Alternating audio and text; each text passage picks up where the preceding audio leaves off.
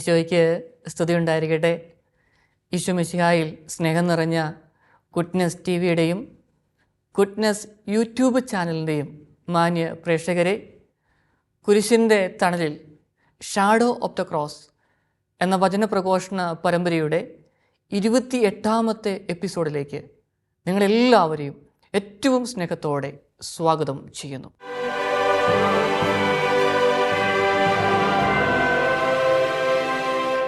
പ്രിയപ്പെട്ടവരെ, ഈ ദിവസങ്ങളിൽ നമ്മളെല്ലാവരും ചെറിയ ചെറിയ പരിത്യാഗ പ്രവൃത്തികളിലൂടെയും പ്രാർത്ഥനയിലൂടെയും ദൈവത്തിങ്കിലേക്ക് കൂടുതൽ അടുക്കുവാൻ ശ്രമിക്കുകയാണ്. എന്നെ ഏറ്റവും അടുത്തറിയുന്ന ചില കുടുംബാംഗങ്ങളൊക്കെ പറയാറുണ്ട്, അച്ചോ, ടോക്കിൽ ചിലപ്പോഴൊക്കെ കുമ്പസാരത്തെക്കുറിച്ചുള്ള ക്ലാസ്സുകളൊക്കെ നൽകുന്നത് നല്ലതാണ് എന്നും. ഞാൻ ഏതാനും മാസങ്ങൾക്ക് മുൻപ് കുമ്പസാരത്തെക്കുറിച്ച് ഒരു എപ്പിസോഡിൽ പറയുകയുണ്ടായി. ഈ എപ്പിസോഡിൽ കുറച്ചും കൂടെ ആഴത്തിൽ സംസാരിക്കുവാൻ ആഗ്രഹിക്കുന്നു. പ്രത്യേകിച്ച് ഈ ദിവസങ്ങളിൽ നല്ലൊരു കുമ്പസാരം നടത്തുവാനും അതോടൊപ്പം തന്നെ ഈസ്റ്ററിന് വേണ്ടി ഒരുങ്ങുവാനും ദൈവം നമ്മളെ അനുഗ്രഹിക്കട്ടെ എന്ന് പ്രാർത്ഥിക്കുന്നു. നല്ല കുമ്പസാരത്തിനുള്ള 5 കാര്യങ്ങൾ നമുക്കറിയാം. ഓരോന്നിൻ്റെയും ആഴങ്ങളിലൂടെ പോകുവാൻ ശ്രമിക്കാം. 1, ദൈവസന്നിധിയിൽ ഇരിക്കാൻ തയ്യാറാകണം. നമ്മുടെയൊക്കെ ജീവിതങ്ങളിലേക്ക് തിരിഞ്ഞു നോക്കുമ്പോൾ ദൈവം നമുക്ക് ഒത്തിരി അനുഗ്രഹങ്ങൾ, നന്മകൾ നൽകിയിട്ടുണ്ട്. ഞാൻ ഓർക്കുകയാണ്, വിദേശ രാജ്യങ്ങളിലൊക്കെ ആയിരുന്ന സമയത്ത് അവിടെ ചില പള്ളികളൊക്കെ ഞാൻ സന്ദർശിച്ചിട്ടുണ്ട്. ശനിയാഴ്ചകളിൽ അവിടുത്തെ പാരീഷിലേക്ക് പോകുമ്പം കണ്ടൊരു കാര്യമുണ്ട്. എല്ലാ പള്ളികളിലും ശനിയാഴ്ച 2 മണി മുതലോ അല്ലെങ്കിൽ പള്ളിയുടെ ആൾക്കാരുടെ നമ്പർ അനുസരിച്ച് 3 മണിക്കോ 2 മണിക്കോ കുമ്പസാരം അറേഞ്ച് ചെയ്തിട്ടുണ്ട്. കുമ്പസാരത്തിന് മുൻപ് വിശുദ്ധ കുർബാന അവിടെ എഴുന്നള്ളിച്ച് വെച്ചിരിക്കും. ഈ പള്ളിയിലേക്ക് 2 മണി മുതൽ ആൾക്കാരുടെ പ്രവാഹമാണ്. കുറഞ്ഞതൊരു 30 മിനിറ്റെങ്കിലും ഈശോയുടെ മുമ്പിലിരുന്ന് പ്രാർത്ഥിച്ച് ഒരുങ്ങിയിട്ടാണ് ഈ വ്യക്തികളൊക്കെ കുമ്പസാരക്കൂട്ടിലേക്ക് പോകുന്നത്. സ്നേഹമുള്ളവരെ, ഞാൻ കണ്ട മനോഹരമായ കാഴ്ചകളിലൊന്നാണിത്. കുമ്പസാരമൊക്കെ കഴിഞ്ഞ് അവർ പുറത്തേക്ക് ഇറങ്ങുമ്പം അവരുടെ മുഖത്തേക്ക് നോക്കുമ്പം വലിയൊരു പ്രസാദപരം, ഒരു പ്രസാദത്തിൻ്റെ ഒരവസ്ഥ കാണുവാൻ സാധിക്കുന്നു. നമുക്കും നമ്മുടെയൊക്കെ ജീവിതങ്ങളിൽ നഷ്ടപ്പെട്ടു പോയ ദൈവിക വരപ്രസാദം നേടിയെടുക്കുവാനായിട്ട് ഈ നോമ്പ് കാലഘട്ടങ്ങളിൽ നല്ലൊരു കുമ്പസാരത്തിലൂടെ ശ്രമിക്കാം. അങ്ങനെയെങ്കിൽ ദൈവസന്നിധിയിൽ നമുക്കൊന്ന് ഇരിക്കാൻ തയ്യാറാകാം. നമുക്കറിയാം, നല്ല കുമ്പസാരത്തിനുള്ള കാര്യങ്ങളൊക്കെ 10 പ്രമാണങ്ങളെക്കുറിച്ച് നമ്മളൊന്ന് അവലോകനം ചെയ്യണം. തിരുസഭയുടെ കൽപ്പനകൾ 5 അതിലൂടെ ഒന്ന് യാത്ര ചെയ്യണം.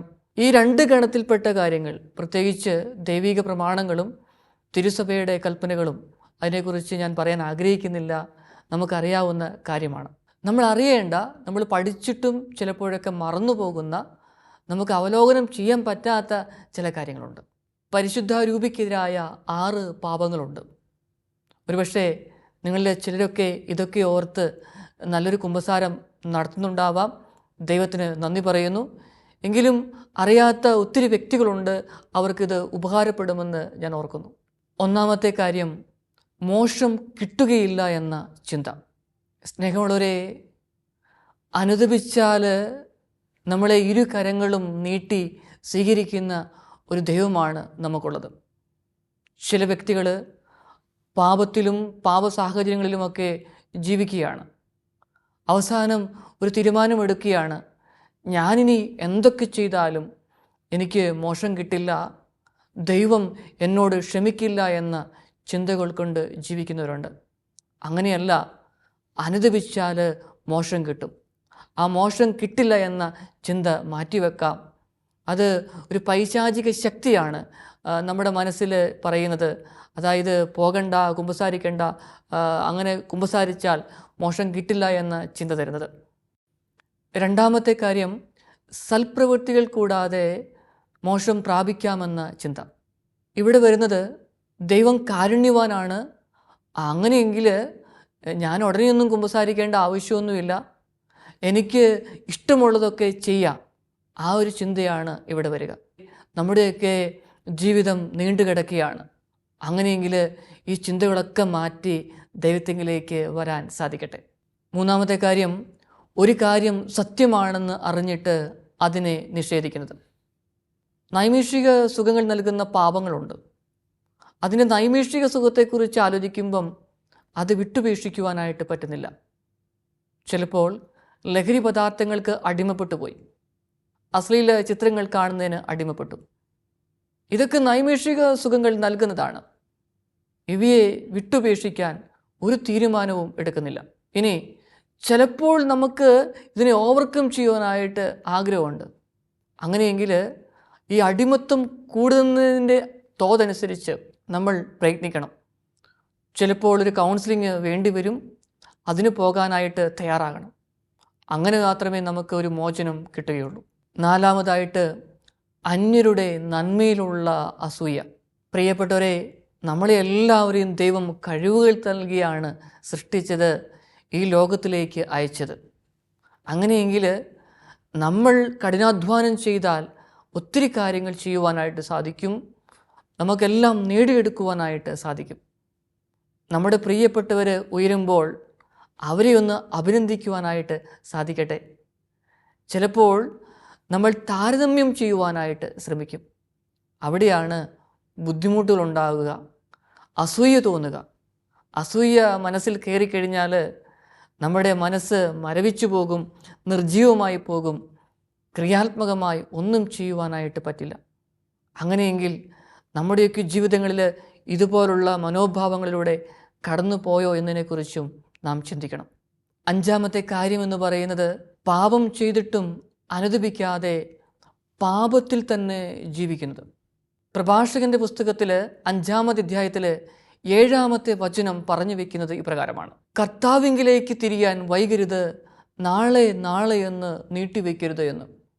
സ്നേഹമുള്ളവരെ, നമ്മുടെ ജീവിതം സുന്ദരമാണ്. നാളെ ജീവിക്കുമോ എന്ന് നമുക്കറിയത്തില്ല. അങ്ങനെയെങ്കിൽ തീർച്ചയായിട്ടും പാപത്തിന് അടിമപ്പെട്ടുവെങ്കിൽ, നമ്മുടെ പ്രിയപ്പെട്ടവരെ വേദനിപ്പിച്ചെങ്കിൽ, അധികം വൈകാതെ തന്നെ കുമ്പസാരക്കൂടിലേക്ക് പോകുവാൻ തയ്യാറാകണം. 6-ാമത്തെ കാര്യം, അന്ത്യസമയത്ത് പോലും അനുദപിക്കാതെ പാപത്തോടുകൂടെ മരിക്കുന്നത്. ചില വ്യക്തികളെ തൂക്കിക്കൊല്ലുവാനായിട്ട് വിധിക്കുമ്പോൾ നിങ്ങളുടെ ആഗ്രഹം എന്താണ്, നിങ്ങളുടെ വിശ്വാസം എന്താണ്, നിങ്ങൾക്കിതിനെക്കുറിച്ച് കുറ്റബോധമുണ്ടോ എന്നൊക്കെ ചോദിക്കുമ്പം ചിലർ ചെയ്തത് തെറ്റാണെന്ന് പറയും, ചിലരൊന്നും പറയില്ല, ചെയ്തത് ശരിയാണെന്ന ബോധ്യത്തിൽ ഉറച്ചു നിൽക്കും. അങ്ങനെ അനുദപിക്കാതെ മരണമടയുന്നവരുണ്ട്. അങ്ങനെയെങ്കിൽ കിടപ്പ് രോഗികളുണ്ട്, അല്ലെങ്കിൽ ആരോഗ്യമുള്ള സമയത്ത് തന്നെ രോഗത്തിൻ്റെ അവസ്ഥയിലേക്ക് പോയ വ്യക്തികളുണ്ട്. ഇങ്ങനെയുള്ള വ്യക്തികൾ പോലും അവർ അനുദപിക്കാതെ പാപബോധമില്ലാതെ ജീവിതം കഴിച്ചു കൂട്ടുന്നവരുണ്ട്. സ്നേഹമുള്ളവരെ, ഈ 6 കാര്യങ്ങളും പരിശുദ്ധ രൂപിക്കെതിരായ പാപങ്ങളാണ്. നമ്മുടെ ജീവിതം ദൈവം നൽകിയതാണ്. കൃത്യമായി പാപങ്ങളൊക്കെ ഏറ്റുപറഞ്ഞ് കുമ്പസാരിച്ചാൽ വലിയൊരു വിമോചനം, ഡെലിവറൻസ് നമുക്ക് ലഭിക്കുക. അത് വലിയ ആത്മീയ സംതൃപ്തിയിലേക്ക് നയിക്കും. നമ്മുടെ മുഖത്തേക്കൊക്കെ നോക്കുമ്പം മറ്റുള്ളവർക്ക് വലിയൊരു സന്തോഷമാവും. കാരണം ആ ദൈവത്തിൻ്റെ പ്രസാദകരമായ അവസ്ഥ നമ്മിലുണ്ട്. അത് നമുക്ക് മറ്റുള്ളവരിലേക്ക് പകർന്നു കൊടുക്കുവാൻ സാധിക്കും. അതോടൊപ്പം തന്നെ നമ്മൾക്കറിയാവുന്ന മറ്റു കാര്യമാണ് മൂലപാപങ്ങൾ, റൂട്ട് സിൻസ്. കുമ്പസാര വേളകളിലൊക്കെ ഇത് ചിലപ്പോൾ മറന്നു പോകുവാനായിട്ട് സാധ്യതയുണ്ട്. അങ്ങനെയെങ്കിൽ ഈ നാളുകളിൽ ഇവയെക്കുറിച്ചൊക്കെ ഒന്ന് ചിന്തിക്കണം. ഒരുപക്ഷെ വേദപാഠ ക്ലാസ്സുകളിൽ നമ്മൾ പഠിച്ചു, വിവാഹത്തിന് മുൻപ് വൈദികനെ പ്രാർത്ഥനകളൊക്കെ പറഞ്ഞു കേൾപ്പിക്കുന്ന സമയത്ത് ഇതൊക്കെയൊന്ന് പഠിച്ചു കാണാം, മറന്നുപോയിരിക്കാം. അതുകൊണ്ടാണ് ഞാൻ ഓർപ്പിക്കുവാനായിട്ട് ശ്രമിക്കുന്നത്. മൂലപാപങ്ങൾ 7. 1-ാമത്തേത് നിഗളം. നിഗളം എന്ന് പറഞ്ഞാൽ അഹങ്കാരം, ഐ ആം സംതിങ് എന്നുള്ള ചിന്ത. പ്രിയപ്പെട്ടവരെ, എൻ്റെയും നിങ്ങളുടെയുമൊക്കെ ജീവിതത്തിൽ ദൈവം തരാത്തതായിട്ട് ഒന്നുമില്ല, എല്ലാം ദൈവം തന്നതാണ്. ആ ഒരു നന്ദി നിറഞ്ഞ മനസ്സോടെ എളിമയോടെ ജീവിക്കുമ്പോഴാണ് വലിയ ആത്മീയ നിർവൃതി കൈവരിക്കുവാൻ സാധിക്കുകയുള്ളൂ. അല്ലെങ്കിൽ ഇതൊക്കെ ഞാൻ സ്വന്തമായിട്ട് അധ്വാനിച്ച് ഉണ്ടാക്കിയതാണ്, ഞാൻ ആർക്കും പങ്കുവയ്ക്കത്തില്ല, ഇതെൻ്റെ കഴിവാണ് എന്ന് പറഞ്ഞ് ജീവിക്കുമ്പം നമ്മളൊക്കെ ദൈവത്തിൽ നിന്ന് അകന്നു പോവുകയാണ് ചെയ്യുന്നത്. 2-ാമത്തെ കാര്യം ദിവ്യാഗ്രഹം. പണത്തിനോടുള്ള അമിതമായ ആർത്തി. എനിക്കറിയാം ചില കുടുംബങ്ങളെ, ചില വ്യക്തികളെ. അവർ പറയും, അച്ചോ 4ഉം 5ഉം തലമുറയ്ക്ക് ജീവിക്കാനുള്ള സമ്പാദ്യം ഞങ്ങളുടെ കയ്യിലുണ്ട് എന്ന്. തീർച്ചയായിട്ടും ഞാൻ അവരെ അംഗീകരിക്കുന്നു. എന്നാൽ ഇതിന് പിറകെ പോയി സ്വസ്ഥതയും സമാധാനവും നഷ്ടപ്പെടുന്ന വ്യക്തികൾ ഞങ്ങളുടെ അടുക്കിലേക്കൊക്കെ കൗൺസിലിങ്ങിന് വരുമ്പം ചിലപ്പോൾ വിറയലോടുകൂടി അവർ വരുന്നത്. കാരണം എന്താ? ജീവിതത്തിൻ്റെ സ്ട്രെസ്സും ടെൻഷനും താങ്ങാൻ പറ്റാത്ത അവസ്ഥയിലൂടെ കടന്നു പോകുന്നു. ആർക്കു വേണ്ടി, എന്തിനു വേണ്ടി വാരിക്കൂട്ടുന്നു? സമ്പത്ത് വേണം, സന്തോഷത്തോടെ ജീവിക്കണം. എന്നാൽ ഒരു പരിധിക്ക് അപ്പുറമായാൽ നമ്മൾ ദൈവത്തിൽ നിന്ന് അകലുന്നു. മൂന്നാമത്തെ കാര്യം മോഹം. മനസ്സിനെ ഒന്ന് നിയന്ത്രിക്കുവാനായിട്ട് നമുക്ക് പറ്റുന്നുണ്ടോ? നമ്മൾ നമ്മുടെ ഗാഡ്ജറ്റ്സ് ഉപയോഗിക്കുമ്പം, മൊബൈലും ഇൻ്റർനെറ്റും ടി വിയിലും ഒക്കെ നമ്മളിങ്ങനെ പല കാര്യങ്ങളും പരതി പോകാറുണ്ട്. നമ്മുടെ മനസ്സിന് സന്തോഷം നൽകുന്ന വികാരങ്ങളെയൊക്കെ ഒന്ന് ഉദ്ദീപിപ്പിക്കുന്ന ചില കാര്യങ്ങളൊക്കെ കാണുമ്പം എത്ര സമയം നമ്മൾ സ്പെൻഡ് ചെയ്യുന്നുണ്ട്? നമുക്കൊന്ന് നിയന്ത്രിക്കാനായിട്ട് പറ്റുന്നുണ്ടോ? വലിയ അടിമത്തങ്ങളിലേക്ക് വരാറുണ്ടോ എന്ന് ഒന്ന് ചിന്തിക്കുന്നത് നല്ലതാണ്. നാലാമത്തെ കാര്യം കോപം. നമുക്ക് നമ്മുടെ തന്നെ നിയന്ത്രണം നഷ്ടമാകുന്നു എന്നുള്ളതാണ് ഏറ്റവും വലിയ ദുഃഖങ്ങളിലൊന്ന്. കോപിച്ചു കഴിയുമ്പം നമ്മൾ അസ്വസ്ഥരാകുകയാണ് ചെയ്യുന്നത്. അത് നമുക്ക് ഉദരസംബന്ധമായ പല രോഗങ്ങളിലേക്കും ഈ കോപം ക്ഷണിച്ചു വരുത്തുകയാണ് ചെയ്യുന്നത്. വൈദ്യശാസ്ത്രജ്ഞന്മാർ പറയുന്നുണ്ട്, 35 മുതൽ 40% വരെയുള്ള ഉദരസംബന്ധമായ രോഗങ്ങളുടെ പ്രധാനപ്പെട്ട കാരണം അനിയന്ത്രിതമായ കോപവും ദേഷ്യവുമാണ്. അങ്ങനെ വന്നു കഴിയുമ്പം ചിലരുടെ ഉദരം അപ്സെറ്റാകുന്നു, അസ്വസ്ഥതയിലേക്ക് പോവുകയാണ് ചെയ്യുന്നത്. പ്രിയപ്പെട്ടവരെ, നമുക്കൊന്ന് നിയന്ത്രിക്കുവാനായിട്ട് ശ്രമിക്കാം. ഈശോയുടെ മുഖത്തേക്ക് നോക്കാം. കാരണം എത്രമാത്രം ശാന്തശീലനും വിനീത ഹൃദയനുമായാണ് ഈശോ തൻ്റെ ജീവിതത്തിൽ വ്യാപരിച്ചത്. അങ്ങനെയെങ്കിൽ വെറുക്കുന്ന വാക്കുകളോടെ, കോപത്തോടെ സംസാരിച്ച നിമിഷങ്ങൾ ദൈവത്തിന് കൊടുക്കാം. നമ്മുടെ നിയന്ത്രണം വീണ്ടെടുക്കുവാനായിട്ട് ശ്രമിക്കാം. അഞ്ചാമത്തെ കാര്യം കൊതി. അത് മിതഭോജനത്തിലേക്ക് നയിക്കട്ടെ. ഈ വലിയ നോമ്പിൽ തീർച്ചയായും ചില വ്യക്തികളൊക്കെ ഭക്ഷണ പദാർത്ഥങ്ങളൊക്കെ ഉപേക്ഷിക്കുന്നുണ്ട്, നന്ദി പറയുന്നു. അതോടൊപ്പം തന്നെ ഈ സോഷ്യൽ മീഡിയയുടെ മുമ്പിൽ മണിക്കൂറുകൾ സ്പെൻഡ് ചെയ്യുന്നു. അതൊക്കെ ഒന്ന് മാറ്റി വേണ്ട സമയം കൊടുക്കാനായിട്ട് ഒന്ന് കൺട്രോൾ ചെയ്യാൻ ശ്രമിച്ചാൽ വലിയൊരു സന്തോഷം ലഭിക്കും. ഇങ്ങനെയുള്ള എല്ലാ കാര്യങ്ങളും നമ്മൾ ഓർക്കണം. നമ്മളിങ്ങനെ വലിയ സമയം സ്പെൻഡ് ചെയ്യുമ്പം നമ്മുടെ കുടുംബാംഗങ്ങൾക്ക് കൊടുക്കേണ്ട, മക്കൾക്ക് കൊടുക്കേണ്ട, ജീവിത പങ്കാളിക്ക് കൊടുക്കേണ്ട, വാർദ്ധക്യത്തിലെത്തിയ മാതാപിതാക്കൾക്ക് കൊടുക്കേണ്ട സമയമൊക്കെയാണ് പോവുക. ആറാമത്തെ കാര്യം അസൂയ. നമ്മളത് കണ്ടു കഴിഞ്ഞു. എങ്കിലും മൂലപാപങ്ങളിൽ ഒന്നാണിത്. നമുക്കൊക്കെ കഴിവുണ്ട്. അങ്ങനെയെങ്കിൽ ആ കഴിവ് ഉപയോഗിച്ച് പ്രവർത്തിക്കുക, ഉപവി പ്രവർത്തനങ്ങൾ ചെയ്യുക. ഏഴാമത്തെ കാര്യം മടി, അലസത, ഉത്സാഹമില്ലാത്ത അവസ്ഥ. കാരണം എല്ലാം ഉണ്ട്, ഒന്നും ചെയ്യാനായിട്ട് പറ്റുന്നില്ല. യാന്ത്രികമായി ജീവിതം മുമ്പോട്ട് പോകുന്നു. നിസ്സംഗത, യാന്ത്രികത, തളം കെട്ടി കിടക്കുക. ഈ അവസ്ഥയിൽ നിന്നൊക്കെ മാറിയിട്ട് ചുറ്റുമൊന്ന് കണ്ണോടിക്കണം. നമുക്ക് എന്തൊക്കെ കാര്യങ്ങൾ ചെയ്യുവാനായിട്ട് പറ്റും? ഇന്നുവരെ അങ്ങനെ ചെയ്യാൻ പറ്റിയില്ല, മടിയോടുകൂടിയാണ് ഇരുന്നതെങ്കിൽ പ്രിയപ്പെട്ടവരെ, നന്നായിട്ടൊന്ന് അനുദപിച്ച് നമ്മൾ പ്ലാൻ ചെയ്യണം ചുറ്റുമുള്ളവർക്ക് വേണ്ടിയിട്ട് നല്ല കാര്യങ്ങൾ ചെയ്യുവാനായിട്ട്. അടുത്ത ഒരു തലമെന്ന് പറയുന്നത് ദൈവസന്നിധിയിൽ പ്രതികാരത്തിനായി ആവശ്യപ്പെടുന്ന 4 പാപങ്ങളുണ്ട്. ഒന്ന്, മനഃപൂർവ്വം കൊലപാതകം ചെയ്യുന്നത്. സഹോദരനെ വെറുക്കുന്നവൻ കൊലപാതകയാണെന്ന് നമുക്കറിയാം. അതുപോലെ വാക്കുകൾ കൊണ്ട്, പ്രവൃത്തികൾ കൊണ്ട് വേദനിപ്പിക്കുന്നത്. 2, പ്രകൃതി വിരുദ്ധ മോഹപാപം ചെയ്യുന്നത്. 3, ദരിദ്രരെയും വിധവകളെയും മാതാപിതാക്കളില്ലാത്ത മക്കളെയൊക്കെ പീഡിപ്പിക്കുന്നത്.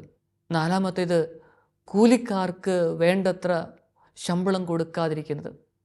ഇവയെല്ലാം ദൈവസന്നിധിയിൽ കണക്ക് ചോദിക്കുന്ന ചില കാര്യങ്ങളാണ്. നമ്മുടെയൊക്കെ ജീവിതങ്ങളിലേക്കൊന്ന് തിരിഞ്ഞു നോക്കാം. നമ്മൾ എങ്ങനെയാണ് ഈ പറയുന്ന കാര്യങ്ങളെല്ലാം അനുവർത്തിച്ചുകൊണ്ടാണ് ജീവിക്കുന്നതെങ്കിൽ നന്ദി പറയാം, അല്ലെങ്കിൽ മാപ്പ് ചോദിക്കാം, നല്ലൊരു കുമ്പസാരത്തിന് ഒരുങ്ങാം. ഇനി രണ്ടാമത്തെ കാര്യം എന്ന് പറയുന്നത് പാപങ്ങളെക്കുറിച്ച് പശ്ചാത്തപിക്കുന്നതാണ്. നമുക്കറിയാം സുവിശേഷത്തിൽ പത്രോസിൻ്റെ പശ്ചാത്താപം. ഈശോയെ തള്ളിപ്പറഞ്ഞു, പക്ഷേ ആ സ്ത്രീയുടെ ഒരു നോട്ടം അതവനെ സമൂലമായ പരിവർത്തനത്തിലേക്ക് നയിച്ചു. യൂദാസ് തെറ്റു ചെയ്തു എന്ന് ബോധ്യമായി, പക്ഷേ നിരാശയോടുകൂടെ പോയി തൂങ്ങിച്ചെത്തു. പ്രിയപ്പെട്ടവരെ, പാപത്തെക്കുറിച്ച് പശ്ചാത്തപിക്കുമ്പം കുറ്റബോധമല്ല വരേണ്ടത്, മറിച്ച് അതെല്ലാം ദൈവം ക്ഷമിക്കുമെന്ന വലിയ ബോധ്യം, ഒരു സമൂല പരിവർത്തനം, അതാണ് വേണ്ടത്. അങ്ങനെയുള്ള ഒരു പശ്ചാത്താപം, അതിലേക്ക് വരുവാൻ നമുക്ക് ശ്രമിക്കാം. മൂന്നാമത്തെ കാര്യം, മേലിൽ പാപം ചെയ്യുകയില്ല എന്നുള്ള ഒരു ദൃഢമായ പ്രതിജ്ഞ. ഈ പ്രതിജ്ഞ എടുക്കാൻ പോകുമ്പോൾ തന്നെ നമുക്കൊരു വേവലാതിയാണ്. ഈ മേലിൽ പാപം ചെയ്യാതെ എനിക്ക് ജീവിക്കാൻ പറ്റുമോ? അങ്ങനെ ഒരു അസ്വസ്ഥത നമ്മുടെ മനസ്സിലുണ്ടായെങ്കിൽ തന്നെ നമുക്ക് മുമ്പോട്ട് പോകുവാനായിട്ട് പറ്റില്ല. സ്നേഹമുള്ളവരെ, ചില സാഹചര്യങ്ങളിൽ ചിലപ്പോൾ അഡിക്റ്റഡ്, മദ്യപാനം, ലഹരി വസ്തുക്കൾ അഡിക്റ്റഡ് ആയിട്ടുണ്ടെങ്കിൽ ഈ പ്രതിജ്ഞ എടുക്കുമ്പോൾ നമ്മൾ ശ്രദ്ധിക്കേണ്ടത് എന്താ? ദൈവത്തിൻ്റെ കൃപാവരം ഞാൻ ചോദിക്കുന്നു, ഇനി മറിച്ച് എനിക്കിതിന് ട്രീറ്റ്മെൻറ്റ് ആവശ്യമുണ്ടെങ്കിൽ നമ്മളതിന് പോകണം. അങ്ങനെ പോയി ട്രീറ്റ്മെൻറ്റൊക്കെ എടുത്ത് അങ്ങനെ ആ പ്രതിജ്ഞയെ ബലപ്പെടുത്തുവാൻ, ആ തീരുമാനത്തിൽ ഉറച്ചു നിൽക്കുവാനായിട്ട് സാധിക്കണം. അതോടൊപ്പം തന്നെ ഞാൻ ആദ്യം പറഞ്ഞതുപോലെ ഒരു പരിധിക്കപ്പുറം നമ്മുടെ ഗാഡ്ജറ്റ്സ് ഉപയോഗിക്കുകയാണെങ്കിൽ അതൊക്കെയൊന്ന് പതുക്കെ നിയന്ത്രിക്കാനായിട്ടുള്ള ഒരു വലിയൊരു തീരുമാനം. നമ്മുടെ ചുറ്റുമുള്ളവർക്ക് എപ്പോഴും അസ്വസ്ഥത കൊടുക്കുന്ന ഒരാളാണെങ്കിൽ, നമ്മുടെ സ്വഭാവ വൈകല്യം കൊണ്ടായിരിക്കാം അത്, അവയൊക്കെ ഒന്ന് ഉന്മൂലനം ചെയ്യാം. ഇനി ഞാൻ ചെയ്യില്ല എന്നുള്ള ഒരു ദൃഢമായ പ്രതിജ്ഞ, അതാണ് ഇവിടെ വേണ്ടത്. നാലാമത്തെ കാര്യം, ചെയ്തു പോയ പാപങ്ങളൊക്കെ വൈദികനെ അറിയിക്കുക എന്നുള്ളതാണ്.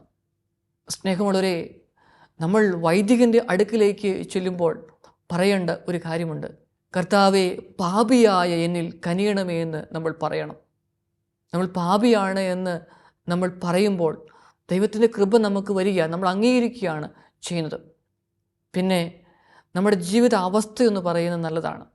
അതായത്, ഞാനൊരു വൈദികനാണെങ്കിൽ ഒരു വൈദികനാണ്, കുടുംബജീവിതം നയിക്കുന്ന വ്യക്തിയാണെങ്കിൽ അങ്ങനെ ജീവിതം നയിക്കുന്നൊരു വ്യക്തിയാണ് എന്ന് പറയാൻ പറ്റണം. ആദ്യം പറഞ്ഞ കാര്യങ്ങൾ പറയുമ്പം അതിനനുസരിച്ചുള്ള ഒരു ഉപദേശം വൈദികന് തരുവാനായിട്ട് പറ്റും. അങ്ങനെ നമ്മുടെ മനസ്സിനെ നമുക്ക് ഒന്ന് ഒരുക്കണം. അങ്ങനെ നമ്മുടെ പാപങ്ങളെല്ലാം ആ വൈദികൻ്റെ മുമ്പിലേക്ക് ഏറ്റുപറയുക. കുമ്പസാരക്കൂട്ടിലിരിക്കുന്നത് ഈശോയാണ്, കാരണം ഈശോയുടെ പ്രതിപുരുഷനാണ് കുമ്പസാരക്കൂട്ടിലിരിക്കുന്നത്. അങ്ങനെ വന്നാൽ ആ വൈദികൻ പാപം മോചിക്കുമ്പോൾ നമ്മുടെ പാപം മോചിക്കപ്പെടുകയാണ് ചെയ്യുന്നത്. അഞ്ചാമത്തെ കാര്യം, പ്രായശ്ചിത്തം നിറവേറ്റുക എന്നുള്ളതാണ്. ഒരുപക്ഷേ കുമ്പസാരമൊക്കെ കഴിഞ്ഞ് കഴിയുമ്പം നമുക്ക് 3 സ്വർഗസ്വനായ പിതാവയോ 3 നന്മ നിറഞ്ഞ മറിയമോ ഒക്കെ ആയിരിക്കാം പ്രായശ്ചിത്തം ചെയ്യുവാനായിട്ട് കിട്ടുക. അങ്ങനെ വന്നാൽ അത് ചൊല്ലി തീർത്തു എന്ന് കരുതിക്കൊണ്ട് പ്രായശ്ചിത്തം മുഴുവൻ ആകണമെന്നില്ല. ഉദാഹരണം, ഒരു വ്യക്തിയുടെ സൽപ്പേര് ഞാൻ നശിപ്പിച്ചെങ്കിൽ, മറ്റുള്ളവരുടെ മുമ്പിൽ അവനെക്കുറിച്ച് കുറ്റം പറഞ്ഞു അവഹേളിച്ചുവെങ്കിൽ നമുക്കൊരു അടുത്തൊരു ചാൻസ് കിട്ടും. ആ വ്യക്തിയിൽ ഒത്തിരി നന്മയുണ്ട്, ആ നന്മയൊന്ന് നമുക്കൊന്ന് പറയുവാനായിട്ട്, അവനെ അഭിനന്ദിക്കുവാനായിട്ട്, ആ പോയ സൽപ്പേര് വീണ്ടെടുത്ത് കൊടുക്കുവാനായിട്ട് നാം ശ്രമിക്കണം. അവിടെയാണ് ജീവിതം സുന്ദരമാവുക, സന്തോഷം കൊണ്ട് നിറയുക. ഇനി വേലക്കാർക്ക് ശരിയായ കൂലി കൊടുത്തില്ല എന്ന് തോന്നുകയാണെങ്കിൽ നമുക്ക് പല കാര്യങ്ങളും ചെയ്യുവാനായിട്ട് പറ്റും. നമ്മുടെ കൃഷിസ്ഥലത്ത് ജോലി ചെയ്യുന്നവരുണ്ട്, കമ്പനിയിൽ ജോലി ചെയ്യുന്ന വ്യക്തികളുണ്ട്. ഇൻഡയറക്റ്റായിട്ട് അവർക്കൊരാവശ്യം വരുമ്പം അവരുടെ മുമ്പിൽ സഹായമായിട്ടെത്തുവാൻ, അവരെ ഒന്നും കൂടി ഒന്ന് ഉയർത്തിക്കൊണ്ടുവരുവാൻ ശ്രമിക്കുമ്പം നമ്മളും ദൈവത്തിൻ്റെ വലിയ കാരുണ്യപ്രവൃത്തിയാണ് ചെയ്യുന്നത്. ഇങ്ങനെയുള്ള പ്രായശ്ചിത്ത പ്രവൃത്തികളൊക്കെ ചെയ്തു കഴിയുമ്പം നമുക്ക് തന്നെ ഒരു സ്വസ്ഥതയുണ്ടാവും ഉള്ളിൻ്റെ ഉള്ളിൽ. ഈ നോമ്പ് കാലഘട്ടങ്ങളിൽ നമുക്കൊരു തീരുമാനമെടുക്കാം, നല്ലൊരു കുമ്പസാരം നടത്തണമെന്ന്. തീരുമാനങ്ങളാണ് സഹോദരങ്ങളെ ദൈവത്തിലേക്ക് അടുപ്പിക്കേണ്ടത്. ദൈവ തിരുമുമ്പിലിരിക്കുമ്പം ദൈവിക കൽപ്പനകളെക്കുറിച്ചും തിരുസഭയുടെ 5 കൽപ്പനകളുണ്ട്, അതിലൂടെയൊന്ന് നമ്മൾ യാത്ര ചെയ്യണം. കൂടാതെ അച്ഛൻ പറഞ്ഞ 3 തലങ്ങളുണ്ട്, ആ തലങ്ങളിലൂടെ ഒന്ന് യാത്ര ചെയ്യണം. കുറച്ച് സമയമൊക്കെ ഈശോയുടെ മുമ്പിലിരുന്ന് നമ്മളൊന്ന് നന്നായിട്ട് കുമ്പസാരിച്ച് ഒരുങ്ങണം. ഈ ടോക്ക് ടി വിയിൽ സംപ്രേഷണം ചെയ്ത് കഴിഞ്ഞ് 1-2 ദിവസത്തിനുള്ളിൽ ഗുഡ്നസ് ടി വിയുടെ യൂട്യൂബ് ചാനലിലേക്കും വരുന്നുണ്ട്. അങ്ങനെയെങ്കിൽ നിങ്ങൾക്കിത് കുറച്ചും കൂടി ഉപകാരപ്പെടും. സമയമെടുത്തൊന്ന് കേൾക്കുവാനായിട്ട്, നിങ്ങളുടെ പ്രിയപ്പെട്ടവർക്ക് അയച്ചു കൊടുക്കുവാനായിട്ട്. കാരണം 3-ാം ക്ലാസ്സിൽ നമ്മൾ പഠിക്കുന്നു, അല്ലെങ്കിൽ 4-ാം ക്ലാസ്സിൽ കുർബാന സ്വീകരണത്തിന് ഒരുങ്ങുന്ന സമയത്ത് നമ്മൾ ഇങ്ങനെയുള്ള കാര്യങ്ങളെക്കുറിച്ച് കാണുന്നു. പിന്നീട് അങ്ങോട്ടുള്ള യാത്രയിൽ പലതും മറന്നു പോവുകയാണ്. ഈ നോമ്പിൻ്റെ കാലഘട്ടങ്ങളിൽ ജീവിതത്തെക്കുറിച്ചൊന്ന് നന്നായിട്ടൊന്ന് അവലോകനം ചെയ്താൽ പ്രിയപ്പെട്ടവരെ വലിയൊരു സന്തോഷമാണ് നമുക്ക് ലഭിക്കുക, ആത്മീയ നിർവൃതിയാണ് ലഭിക്കുക. നമുക്ക് പ്രാർത്ഥിക്കാം. ദൈവമേ, കുമ്പസാരം എന്ന് പറയുന്ന കൂദാശ അങ്ങ് സ്ഥാപിച്ചത് ഞങ്ങളുടെ ആത്മീയ നിർവൃതിക്ക് വേണ്ടിയിട്ട്, ആന്തരിക സന്തോഷം, സമാധാനം കിട്ടുവാനാണ്. എന്നെ കേൾക്കുന്ന എല്ലാ വ്യക്തികളെയും സമർപ്പിക്കുന്ന നാഥ, നല്ലൊരു കുമ്പസാരത്തിന് ഒരുങ്ങുവാനായിട്ട്, ഇത് കേൾക്കുന്നതോടൊപ്പം തന്നെ പ്രിയപ്പെട്ടവരെ ഒന്ന് പറഞ്ഞയക്കുവാനായിട്ട്, ഞങ്ങൾ പറയുന്നത് അവർ കേൾക്കുവാനായിട്ട് ദൈവമേ സഹായിക്കണമേ. പിതാവിൻ്റെയും പുത്രൻ്റെയും പരിശുദ്ധാത്മാവിൻ്റെയും നാമത്തിൽ ആമേൻ.